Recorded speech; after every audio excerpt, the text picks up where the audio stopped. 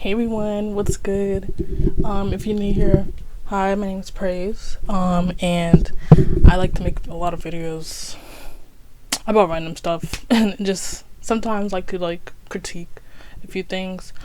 Um, yeah, that's basically it. So if you're new here, don't forget to comment, like, and subscribe and share as well.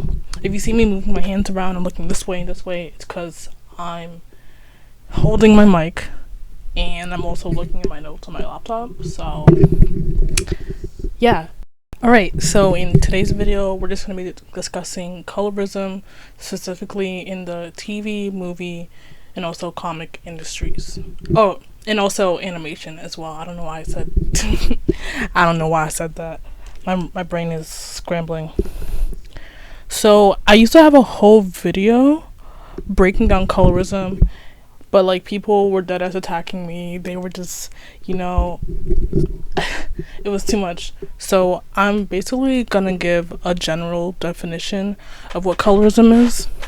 Okay, so a general definition of colorism. Colorism is prejudice and discrimination against people with darker skin. So no, before you ask, it's not making fun of light skins. It's also not, that's not a thing, and it doesn't work both ways. Risk colorism is not real, by the way. So yeah, just to give a baseline so that we're all on the same page. Colorism in itself is just a main issue in the media we consume today, because it erases the stories of those who are marginalized, and it also strips the representation and the cultural value of a story, and I also wanted to speak on this in the movie and animation realm, because a lot of people think that colorism is like solely like desirability and like about romance, but that's not the case at all. Colorism in itself just impacts a lot of systems, and it's also a driving force as well. But I really wanted to touch on upon the things that we're seeing the most every day, which is the media, social media, TV, all of that. So yeah, that's a breakdown. So first we're gonna start off with colorism in movies. I'm just gonna present a bunch of examples of colorism through the actors and also the actresses who are picked to play these very specific roles. So Amanda Stenberg's role in The Hate You Give is one that like pops into my mind like the minute I thought about doing this video. I actually wanted to make this video because of what happened with like the whole Thandy Way BS and all of that, but it just took me months trying to film all of this. So for context, the protagonist in this movie and book is supposed to be a dark-skinned black girl with natural hair. It's even like shown on the cover of the book. I actually have the book with me. The illustration shows a dark-skinned black girl. However, in the movie, like the way that Star, the protagonist, was portrayed in the movie, it was just really problematic in itself, because Stenberg is a mixed person and she only wore braids throughout most of the movie. So with Amanda, I've had a serious bone to pick with her for a while now. I feel like the only reason they had her in braids is because that's like the only thing that's making her look somewhat black.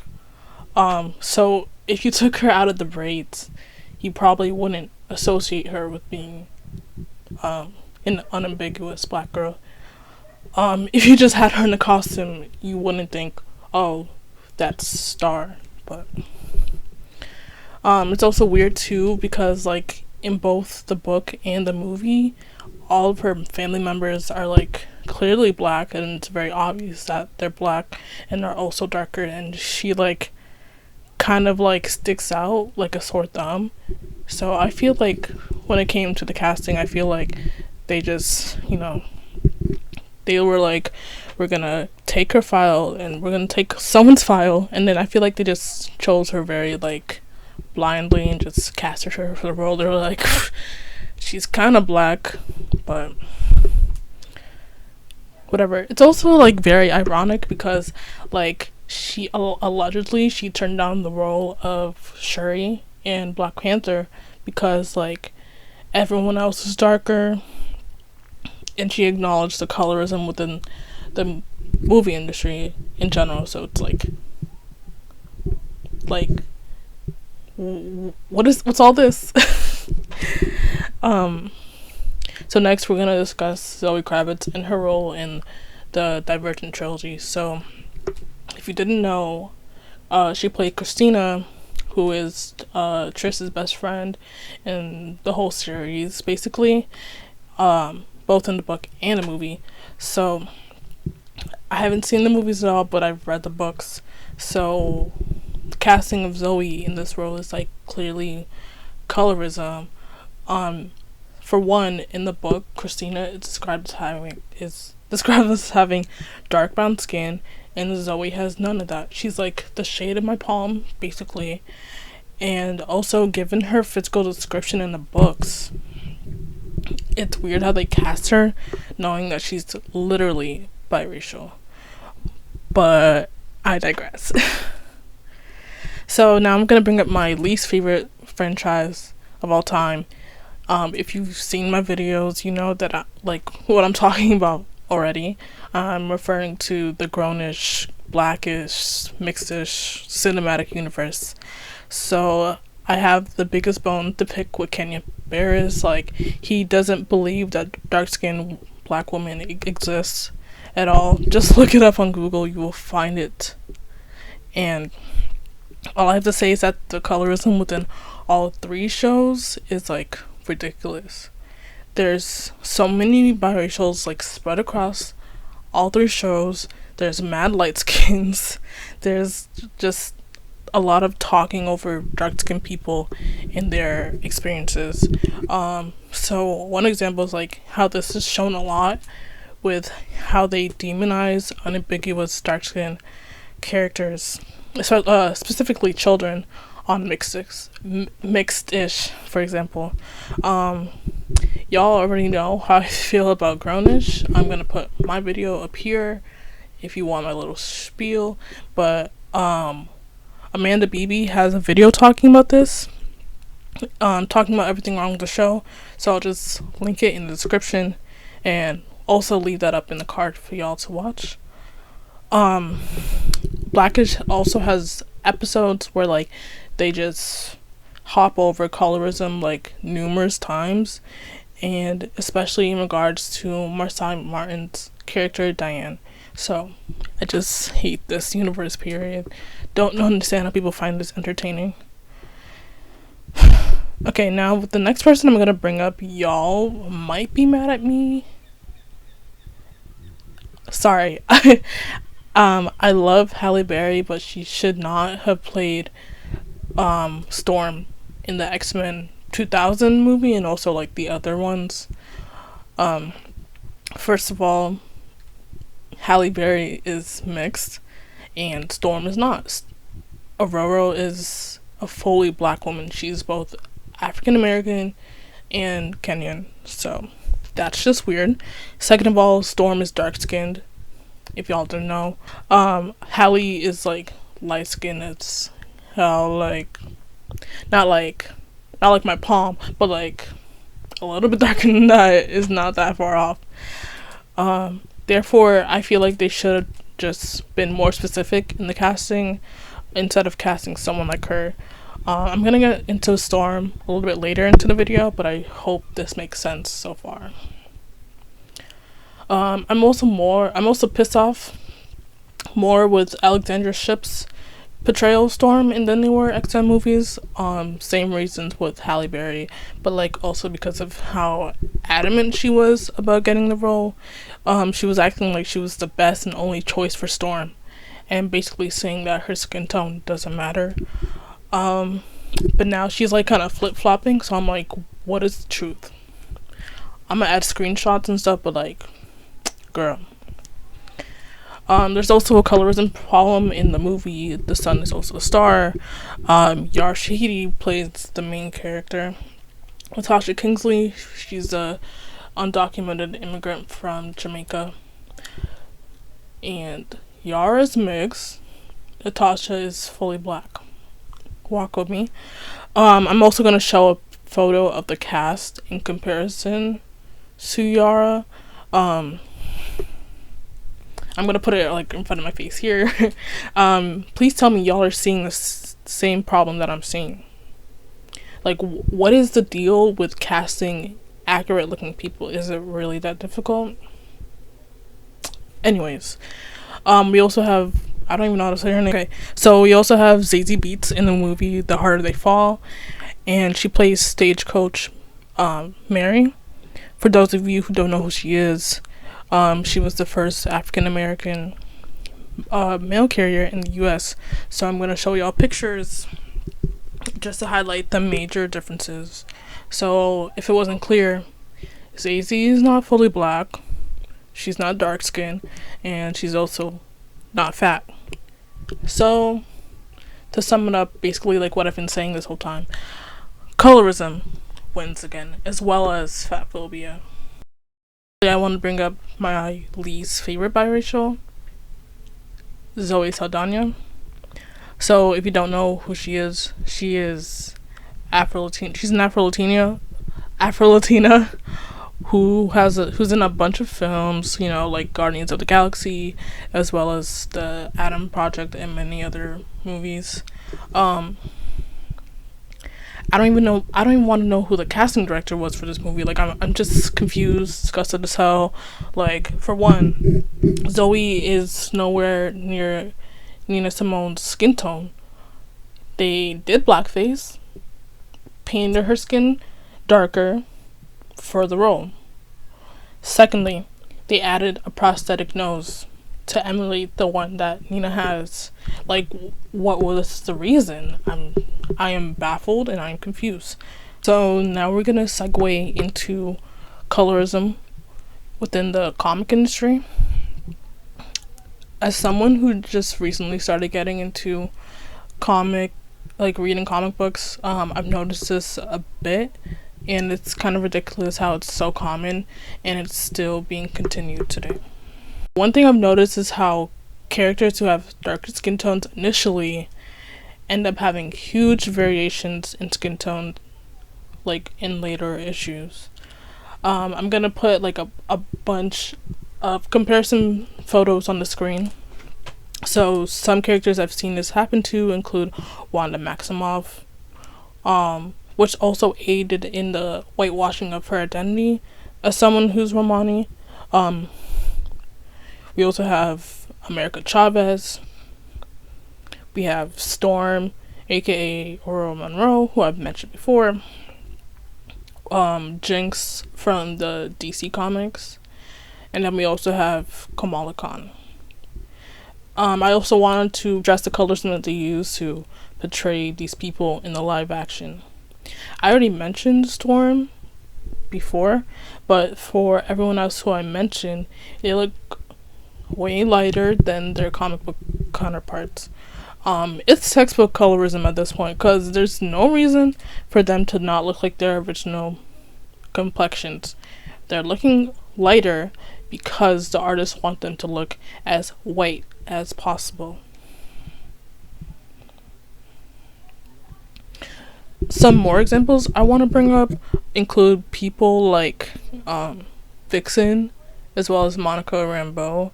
I haven't read a lot of their comics, but I have noticed that they're getting drastically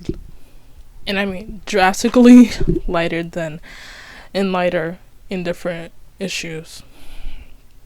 I don't know who all these artists are, but they're definitely not using the right color palettes, and I believe they're making them look light on purpose. Like, tell me, does this look like the same character to you?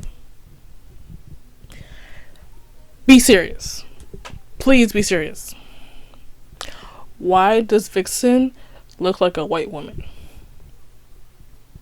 Alright. Okay, now look at the comparison between these two photos. Does that look like Monica Rambeau? Does that look like Monica Rambeau to you? Why does she look like a Halle Berry, Lisa Rinna variant? Explain. Alright. So I also have some more examples. Not a lot of people talk about her, but Monet St. Croix, I hope I'm saying that right. AKA Penance from the X-Men. She's also a victim of colorism. Monet is a mutant. She's someone with darker skin, but like a lot of the comic runs lately have just been making her look lighter. I'm gonna include some photos. The whitewash photos are from the X Factor comic run, which received a lot of backlash like when it came out, as it should. So the apology was, bottom line, although Monet has very dark skin, we're not entirely sure she's African anything. Nevertheless, we're likely darkening her skin a bit. End quote.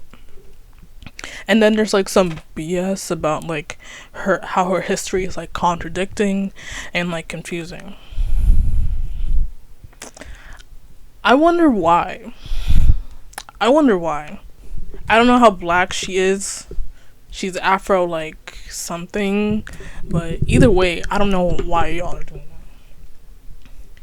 that. Even worse, there's a comic panel where they said that her skin is only dark because she tans it to make it that way. So, once again, ridiculous as hell, as well as disgusting. So not only are these characters becoming lighter in the comics, the way they're being portrayed in the live action is also a problem. The shade difference between the source material is like and the actors and actresses like being chosen is quite stark. Elizabeth Olsen isn't Romani, nor does she resemble what Wanda actually looks like at all. America Chavez in the comics is Afro-Latina, and yet they chose Xochitl Gomez, who is a lighter-skinned Latino.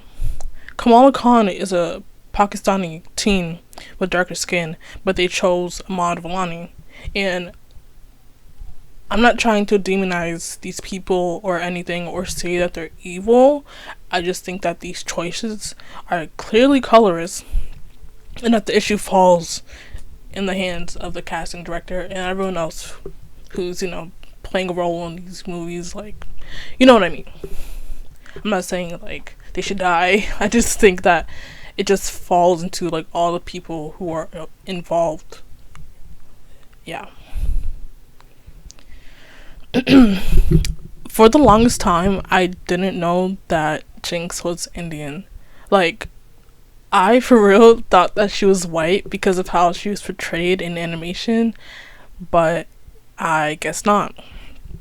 And it's even worse because even though they chose, like, they finally casted someone who's Indian to play her for DC Titans 2018, the casting choice is still colorist. Like as I showed you guys previously, she is not like canonically. Sunspot, aka Roberto da Costa, he's also faced colorism in the comics as well as the movies. In the New Titans 2020, he's portrayed by Henry Zaga, who's Brazilian, like Sunspot, but he's not Afro-Brazilian. So not only is that colorist, bruh, that is also anti-black. I haven't seen the movie, but just doing that erases his whole identity. Like, he's darker because of his powers. That's how he's a mutant, but, colorism. In the same vein, there's also a problem with the casting of In the Heights. I don't know why I paused like that. There's like a huge eraser, if I said that right, of dark skinned Afro-Latines, which is clearly colorist too. I don't want to drone on because I can't explain it as well in the context. I'm not Afro-Latina. But from what I know, this is based on a real neighborhood, and it's really sad that they're not reflecting the true demographic. I'm gonna link some articles in the description box to that discuss this more in depth. Thunderbolt's whitewashing in She-Hulk is like one of the worst examples. In the comics, he's a black man whose identity is just a huge factor in his character. He's even donned the black Bruce Banner, and basically T'Challa reassures him and he sees him for more than that. For some reason in the live action he's played by a white person. So really, I really don't care what y'all have to say about Black Legacy characters, because I know a lot of people are gonna just glide over this like it's nothing, but it's really important. The last thing I'm gonna talk about isn't really a comic, it's a book, I guess. It's a manga, I don't know. But it's just another adaptation that I have a problem with. And what is it? Come here. The Avatar: The Last Airbender Netflix live action. So there's a lot of problems with how they've casted the Southern Water Tribe, and it's very colorist. In addition, the actors that they've casted aren't even like Inuit or Inuk, which is the group that the Water Tribe is like specifically based on. What's even worse is how the actor who's playing Sokka isn't even native. He's just a white boy, and he even lied about being in a tribe. Like, what? So basically, the people playing the Fire Nation is like very spot on. Like, we have Daniel Day Kim, we have Arden Cho, we have all these great actors, but it just basically sucks for the Water Tribe because of both the combination of whitewashing and colorism. And if you also wanted to know the other thing I was referring to that was colorist, I was referring to how the person who's playing Katara and also the person that's playing their dad, very like, you know, my palm, but that's not the Southern Water Tribe at all. I think that the people who are being used as inspiration should be portrayed and shown in that body of work. For the last part of the video, we're just gonna focus on animation. I love animation so much. Like, I love animation so much, and it's really sad how we're still seeing colorism like trickle down in this area as well. Very first example, Magic School Bus. So the new revamp that came out like a few years ago or whatever, it like lightened Tim and Keisha's skin quite drastically. Their skin is originally dark. Like, if you've seen the OG Magic School Bus, you know. But once again, I really don't see the reason for doing this. Like, is it because like there's new artists or whatever? They literally look biracial. Like, they literally look like they're mixed. And I guess they did restore it. Like, I looked up images on Google, but I really don't understand the reason for making them look light in the first place. Like, was it to market? I'm not sure. Like, Netflix, when I catch you, like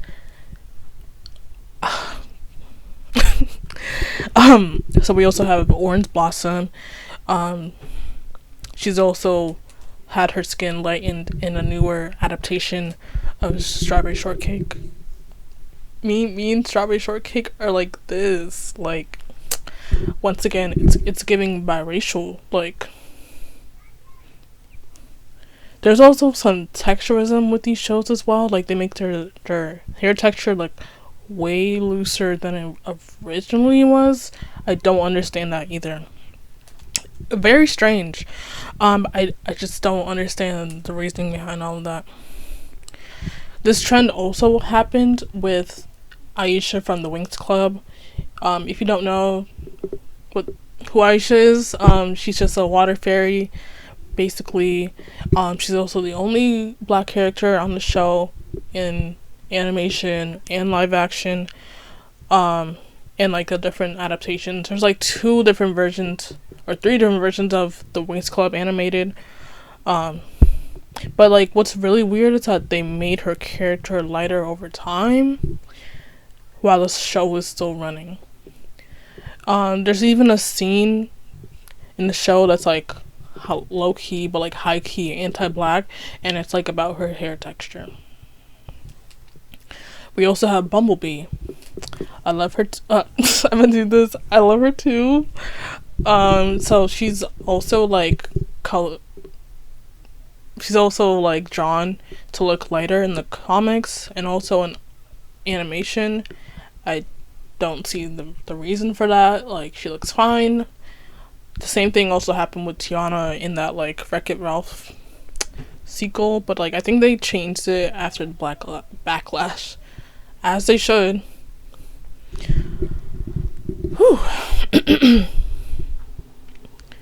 So to finish out this video, I just wanted to bring up like fan art of like black characters being whitewashed. The same probably happens to like basically every other non-black POC, but like I just have a few that I've seen personally. It's probably been happening for a while, but like I've just been seeing a lot of it because I'm getting into more media, of course. So there's characters like Sam Wilson, Storm, Makari. I also just saw one today of Kamala Khan. Like, so bad. Like, all these, like, making them look gray, ashy, like this color. Like, I'm not trying to see that. I'm trying to see the character. I'm trying to see the way that they were drawn. What's all this? All I'm gonna say is y'all artists are jokes. Like, you. Y'all are sick. Anyways, that's the end of the video. A few solutions like I kind of want to bring up are just, you know, 1 is doing extensive research. 2 was just simply sticking to the source material, nice and easy. And also being very specific in castings. Like, if you're looking for a dark skinned character and you know they're dark skinned in the source material, put that in your listing. Say 18 to 25, for example, African American, darker skin, and if they have a certain hair texture, say that too. Like, what? Just be very specific in what you're trying to achieve. I'm just really sick of all of this, and like, these characters should be portrayed in the way that they are portrayed. Don't change everything. Like, I'm a Taurus. Like, don't change anything. Keep it the way it is. But anyways, I'm gonna link all the sources that I was talking about and any articles that I was talking about. But yeah, don't forget to like, subscribe, comment, share, basically all of that. If you want more of me, just let me know what you want to see next. I could talk about more shows. I could talk about like adaptations. So my camera kind of died because it was like overheating a little bit. But yeah, social medias are in the description box. My Twitter and my Instagram. But yeah, hope to see y'all soon. Bye.